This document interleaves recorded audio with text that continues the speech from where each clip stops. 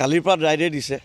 আমি সকলোৱে জানো যে সুৰা নিষিদ্ধ হৈ আছে। তেনে অৱস্থাত নাজিৰা নগৰৰ ৯ নম্বৰ ৱাৰ্ডৰ ৱাৰ্ড মেম্বাৰগৰাকীৰ গাড়ীত এইখন গাড়ীতে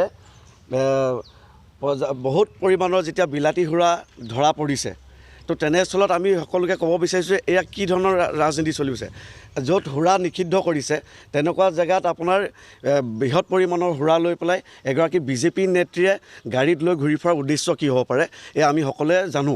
যিহেতু কাইলৈ ভোট গ্ৰহণ আছে, তেনেকুৱা দিনত আজি এগৰাকী মহিলা হৈ পেলাই এই গাড়ীখনত মদ লৈ পেলাই কি উদ্দেশ্যে যাব আমি সকলোৱে জানো। এই সকলোখিনি কাম বিজেপিয়ে আজি অতদিনৰ পৰা কৰি আছে। যদি প্ৰশাসনে ভালদৰে চকু দিয়ে, অকল এই ধৰণে নহয় আৰু বহুত জেগাত এনেকুৱা ধৰণৰ আপোনালোকে উদাহৰণ পাব বা হাতে লোতে ধৰা পৰিব।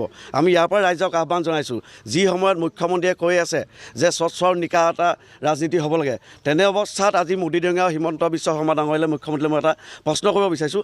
আপোনালোকৰ বিজেপি দলৰ এগৰাকী নেত্ৰীয়ে যেতিয়া সুৰাবিলাক ধৰা পৰিছে, তেনেকুৱা অৱস্থাত আপোনালোকে কি স্থিতি ল'ব?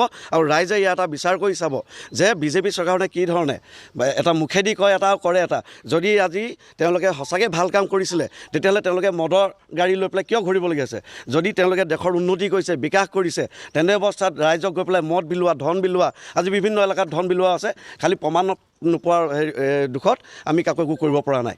আজি তেখেতলোকে ধৰা পৰিছে। তো এনেকুৱা ধৰণৰ ঘটনাখিনি যাতে আমাৰ ৰাইজে বুজি পায়, এইবাৰ এটা নিজৰ বিবেকেৰে ভোটদান কৰে, এইটোৱে আমি সকলোকে আহ্বান জনাইছোঁ। আৰু এনেকুৱা ধৰণৰ বহুত ঘটনা আপোনালোকে যদি সকলোৱে চকু দিয়ে বহুত বিভিন্ন ধৰণে পাব।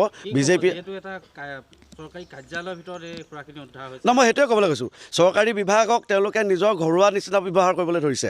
তেওঁলোকে যেন সকলোবিলাক তেওঁলোকৰ নিজৰ ঘৰৰ এটা ঘৰৰ ৰুম এনেকুৱা ধৰণৰ ব্যৱহাৰ কৰিছে। আজি এইটো চাওক, চৰকাৰী অফিচ, তাত এখন নিষিদ্ধ কালিৰ পৰা ড্ৰাই ডে দিছে যে 48 ঘণ্টাৰ ভিতৰত কোনো মদ ক'তো পাব নালাগিব। তেনে অৱস্থাত মদৰ দোকানত মদ নাপায়, কিন্তু গাড়ীৰ ভিতৰত বিজেপি নেত্ৰীয়ে মদ লৈ বিলাই ফুৰিছে। এইটো কেনেকুৱা ধৰণৰ হ'ব পাৰে? তো সেইকাৰণে স্পষ্ট হৈ আছে যে বিজেপিয়ে বিভিন্ন ধৰণৰ প্ৰলোভনেৰে ৰাইজক ভোট কিনিব বিচাৰিছে, প্ৰলোভন দিব বিচাৰিছে, লোভ দিব বিচাৰিছে। আৰু ৰাইজে ইয়াৰ এটা সুবিচাৰ কৰি পেলাই যাতে নিজৰ বিবেকেৰে ভোট দিয়ে, আমি এইটোৱে ক'ব বিচাৰিছোঁ।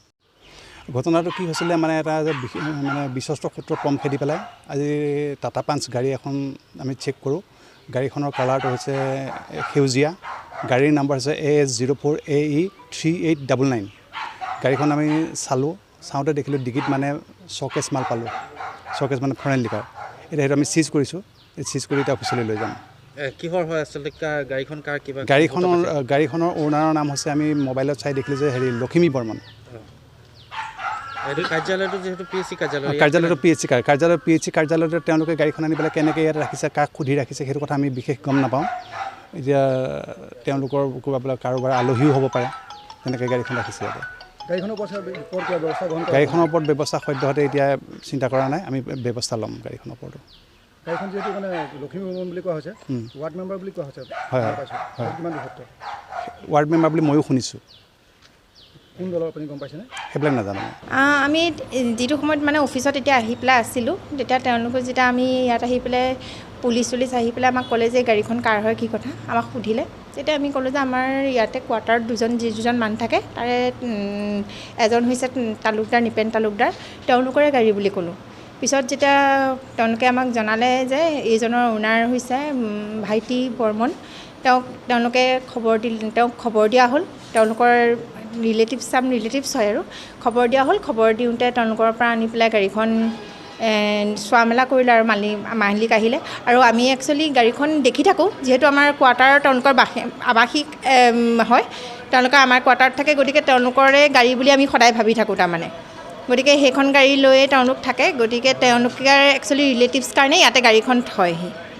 লখিমী বৰ্মনৰ নামত আছে, লখিমী বৰ্মনৰ নামত আছে মালিক বুলি আজিহে আমি মানে গম পাওঁ। ধৰক সেই লখিমী বৰ্মন এওঁলোকৰ ৰিলেটিভছে হয়। লখিমী বৰ্মন চিনি নাপাওঁ।